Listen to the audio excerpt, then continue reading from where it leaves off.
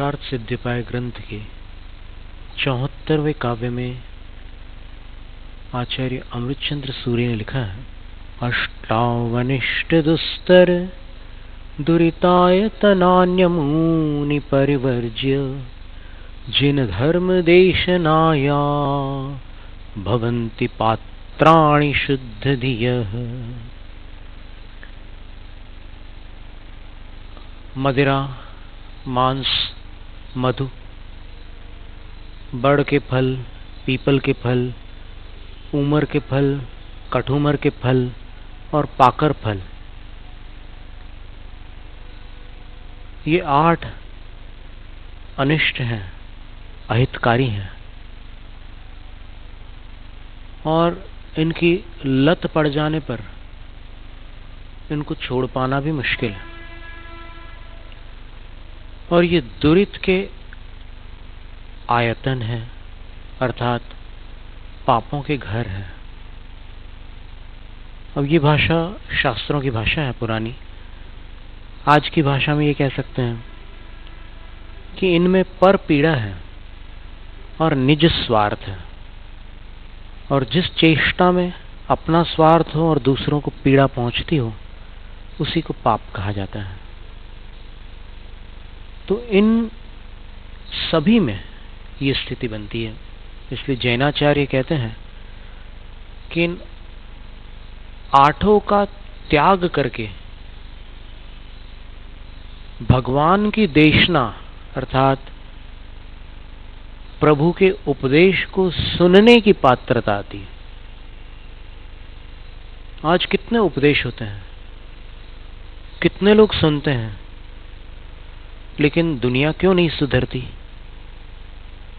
उसका कारण है कि उपदेश सुनने मात्र से कार्य नहीं होता, उसको सुनकर समझा जाता है, ग्रहण किया जाता है और उस पर आचरण किया जाता है, तब जाकर के अपने अंदर और वातावरण में पवित्रता आती है। तो यदि इन 8 का सेवन कर रहे हैं कोई, तो फिर भगवान के उपदेश क्या भला कर सकते हैं। इसलिए व्यसन मुक्ति की चर्चा चलती है कि व्यसन मुक्ति के लिए मनुष्य को अपना अंतर्बल तो बढ़ाना है ही, परंतु सर्वप्रथम उसको राजी होना होगा कि मुझे ये वस्तु छोड़नी है। यदि वो चाहेगा कि नहीं, मुझे कोई त्याग व्याग नहीं करना,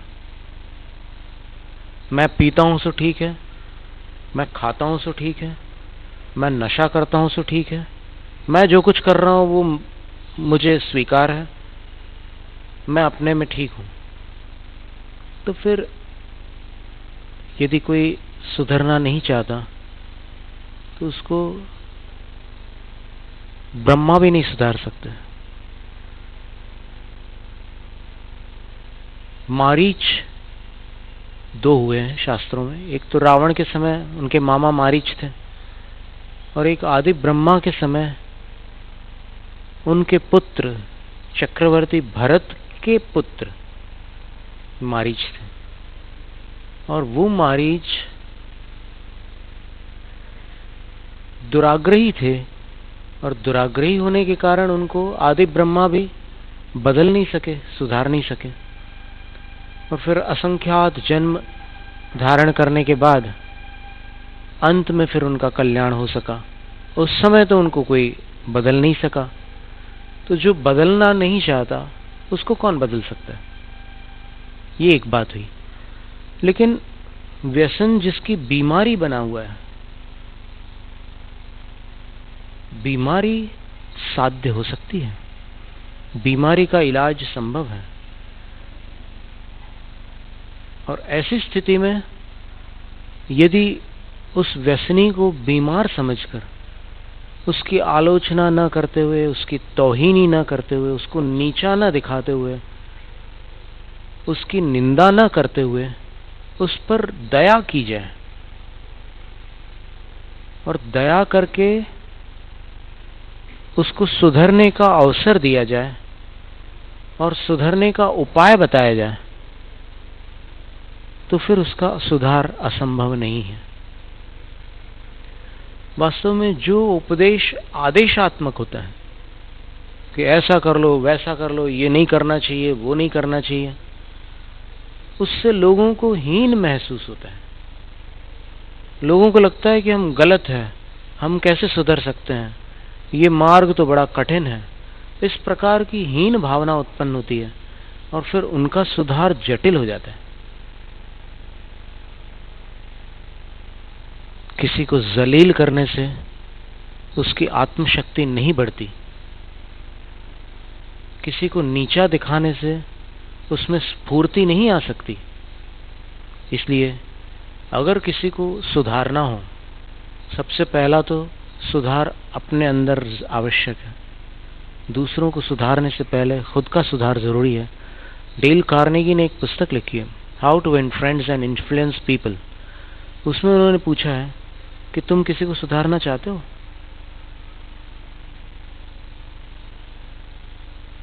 तो पढ़ने वाला सोचता है कि हाँ, कोई ना कोई उसके ख्याल में आ जाता है कि उस व्यक्ति को तो सुधारना जरूरी है। तब फिर वो आगे की पंक्ति में लिखता है कि दूसरों को सुधारना बहुत मुश्किल है। मुश्किल ही नहीं, लगभग असंभव है। तुम खुद अपने को सुधार पाए क्या आज तक? तो यदि तुम एक अपने आप को सुधारने में असमर्थ नहीं हुए तो तुम दुनिया को क्या सुधारोगे? और यदि तुम सुधार चाहते ही हो तो फिर क्रम से अपना सुधार शुरू कर दो। तुम सुधरोगे, जग सुधरेगा। बड़ी सुंदर बात है। और यही प्रक्रिया अपन अगर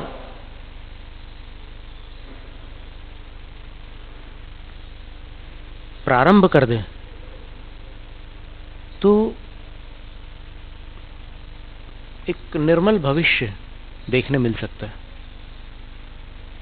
तो इसलिए हमने ये बात कही थी कि व्यसनी को बीमार समझकर सुधारने का प्रयास करने पर ढेरों व्यसन छूट सकते हैं।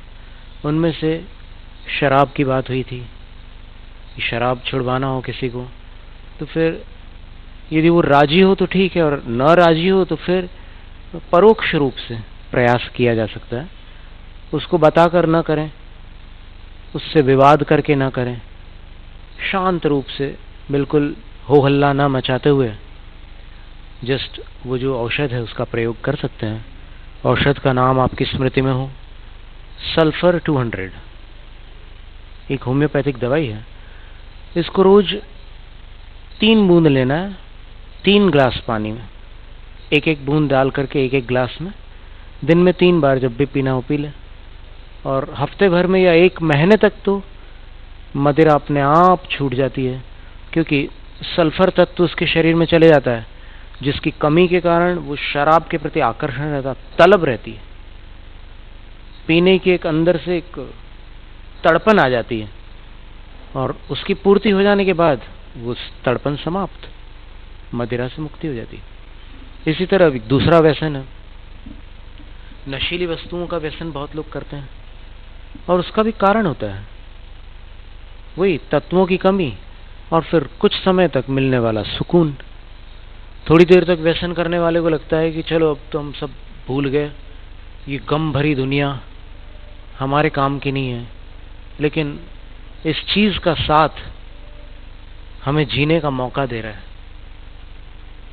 अब वो हर व्यसनी ऐसा ही कहता है कि इसके सेवन से मेरी जिंदगी तो चल रही है, मरना तो ही एक ने दिन, बीमार पड़ूंगा, तबीयत खराब होगी, तकलीफ होगी, लेकिन इससे कम से कम सुकून तो मिल रहा है। तुम्हें क्या तकलीफ हो रही? तुम क्यों चिंता कर रहे हो मेरे व्यसन छुड़ाने की?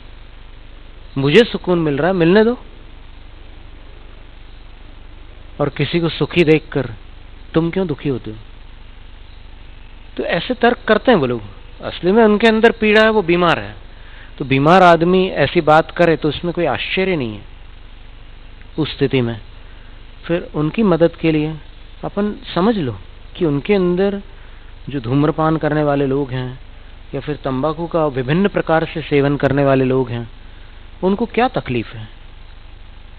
16 प्रकार के तत्व होते हैं मनुष्य के शरीर में। कार्बन, सोडियम, आयरन और अन्य भी ऐसे तत्व, सल्फर, फास्फोरस वगैरह। तो उनमें से तत्वों की कमी आने से उसके बिहेवियर में असंतुलन आ जाता है, उसके बर्ताव में असंतुलन आ जाता है। किसी में क्रोध अधिक हो जाता है किसी तत्व की कमी से, किसी में चिड़चिड़ापन रहता है, किसी में गुमसुमपना होता है। अलग अलग प्रकार की स्थितियां बनती है। ये शरीर रसायनों से भरा हुआ है और रासायनिक असंतुलन के कारण हमने बतलाया था कि 2 कारण से बीमारियां होती है, एनर्जी इम्बैलेंस और केमिकल इम्बैलेंस। ऊर्जा का असंतुलन होने से बीमार पड़ते हैं और रसायनों का असंतुलन होने से बीमार पड़ते हैं। एक उदाहरण था वो कि जवानी में कुछ ऐसे जोश आ जाता है और फिर कुछ भी ऐसे संबंध स्थापित करके और उस दिशा में चले जाते हैं, माँ बाप की बात नहीं सुनते, और फिर वो जो स्थिति बनती है एक मोह की, उसमें साइंटिस्ट लोगों ने जब रिसर्च किया तो पता चला कि अपने 2 गुर्दों के ऊपर ग्रंथियां होती है, एड्रीनल ग्लैंड्स, और उन ग्रंथियों में कॉर्टेक्स, मेडुला ऐसे हिस्से होते हैं और उसमें से एक स्राव निकलता है, फीनाइल एंडोकॉर्टिकोस्टेरॉन। तो जो फिल्मों में जो चीज़ दिखाई जाती है वैसी हरकत लोग कॉलेज में, स्कूल में करना शुरू कर देते हैं। तो जवानी में फिर वो स्त्री पुरुष वाला जो राग उत्पन्न हो जाता है, तो उसमें वो केमिकल आ जाता है। तो उस केमिकल के कारण वो फिर अपनी मर्यादाओं को तोड़कर कुछ भी करने के लिए तैयार हो जाता है। उसके माँ बाप कितना समझाते हैं, साधुओं के पास ले जाते हैं, मंत्र तंत्र करते हैं और क्या क्या नहीं करते, लेकिन जब शरीर में वो रसायन रहता है तो 2-2.5 साल तक तो उसको होश ही नहीं आता। और जब वो रसायन थोड़ा उतरता है, उसका नशा थोड़ा शांत होता है, तब फिर उसको एक एक चीज में गलती दिखती है। और फिर बतलाया था कि तलाक तक की स्थिति आ जाती है, लड़ाई झगड़े होते हैं और कभी कभी तो एक दूसरे के खून के प्यासे तक बन जाते हैं कि तेरे लिए मैंने अपना जीवन बर्बाद किया और तुझे कोई कीमत नहीं है, मैं बदला लूंगा। फिर वो भी सामने भी वाले भी वही करता है और पूरे रिश्ते बर्बाद हो जाते हैं। तो इन रसायनों को संतुलित कर देने से और अपनी ऊर्जा को संतुलित करने से स्वास्थ्य लाभ होने के साथ अपनी भावनाओं में, विचारों में और बर्ताव में एक संतुलन आ जाता है। और फिर अपना जीवन अगर संतुलित हो गया तो फिर अपने से जुड़ने वालों को भी प्रेरणा मिलती है और वो भी अपना प्रयास करके अपने जीवन को सुधारते हैं और इस तरह पूरे वातावरण में एक सुधार शुरू हो जाता है। तो सुधार की इकाई अपन खुद है। तो अगर किसी व्यसनी को ठीक करना हो तो अपनी भावनाएं निर्मल कर लो, उसके प्रति सबसे पहले करुणा भाव लाओ। अपन किसी के प्रति दुर्भावना ला करके, अरे ये बहुत 3rd क्लास आदमी, बहुत बेकार का आदमी है, इसको तो सुधार के रख देंगे हम, ऐसे सुधारने की भावना करना कल्याणकारी नहीं है। आज साधुओं में भी जो कमियां हैं उसका कारण क्या है? लोग निंदा करते हैं, जरा सी कोई बुराई दिख गई और घंटे भर निंदा शुरू हो गई। उस निंदा से उन साधुओं को कैसी तरंगें मिलेंगी? अच्छी मिलेंगी या बुरी? और बुरी तरंग मिलेंगी तो वो सुधरेंगे या वैसे के वैसे बने रहेंगे या बिगड़ेंगे? सद्भावना से कल्याण होता है। एक साधु के प्रेम से हत्यारा भी साधु बन सकता है और एक गृहस्थ की घृणा से एक साधु भी असाधु बन सकता है। इसलिए व्यसनियों को सुधारना हो तो उसको सबसे पहले बीमार समझो और अपने दिल में उनके प्रति करुणा का भाव उत्पन्न करो। और जब अपने अंदर सद्भावना आएगी तो फिर अपन जो भी उपचार करेंगे तो उस उपचार में अपने अंदर उनके प्रति नफरत नहीं होगी, अपने अंदर एक सेवा जैसा भाव आएगा और उस भावना से उसका सुधार प्रारंभ हो जाएगा। वो कह रहा है कि नहीं, मुझे नहीं छोड़ना, आप सद्भावना करो, अभी उतावली मत करो। सद्भावना करने से कुछ दिनों के बाद उसको लगेगा कि नहीं, इसके विचार ठीक है। अपना बनकर जब किसी को सुधारते हैं तो उसके अंदर सुधरने की भावना जागृत होती है, और पराया बनकर आप किसी को ठीक करना चाहते हैं तो फिर उसको लगता है कि इसको ठीक होने की जरूरत है, ये मुझे ठीक करना चाहता है, खुद तो ठीक हो जाए। ऐसी भावना आ जाती है। इसलिए सबसे मूल बात तो अपनी भावनाओं को पवित्र करना है, और फिर बाद में उपचार है बहुत सारे। तंबाकू के सारे व्यसन जो होते हैं उनका इलाज होम्योपैथी में फास्फोरस 200 है। जैसे मदिरा संबंधी जितने व्यसन थे, कितने प्रकार की मदिराएं होती हैं, वैट 69, रम, विस्की, बियर, ब्रांडी, कितने प्रकार की विधियां। फिर ये देसी शराब भी होती है जिसको ठर्रा वगैरह कहते हैं, और भी कुछ नाम है इसके। तो इन सब के लिए एक इलाज था सल्फर 200, और अब तंबाकू संबंधी जितने व्यसन हैं उनका भी एक इलाज है फास्फोरस 200। फास्फोरस 200 को एक ग्लास पानी में एक बूंद डाल दीजिए और उसको पीने दे दीजिए। दिन में 3 बार अगर वो पी ले तो फिर 1 हफ्ते से लेकर 30 दिनों के अंदर, 1 महीने के अंदर वो उस व्यसन से मुक्त हो जाएगा, क्योंकि फास्फोरस की पूर्ति हो जाएगी जिसकी पूर्ति वो वहां से करना चाहता था। तंबाकू में जिसकी वो पूर्ति कर रहा है उसके साथ 24 प्रकार के विष भी होते हैं और 40 प्रकार के कैंसर उत्पादक तत्व भी होते हैं। तो इतने 24 प्रकार के विष और इतने कैंसर उत्पादक तत्वों का सेवन करने की बजाय अगर 1 बूंद से उसका इलाज हो रहा हो, तो फिर आप धुएं को देखकर उससे घृणा मत करो। उसके अंदर कोई ऐसी स्थिति बन रही है जिसके सुधार की अपेक्षा है। तो इस प्रकार ये व्यसन मुक्ति का एक उपाय था, और उपाय से इलाज होता है, कषाय से इलाज बिगड़ जाता है। जैनम जयतु शासनम, जैनम जयतु शासनम, जैनम जयतु शासनम।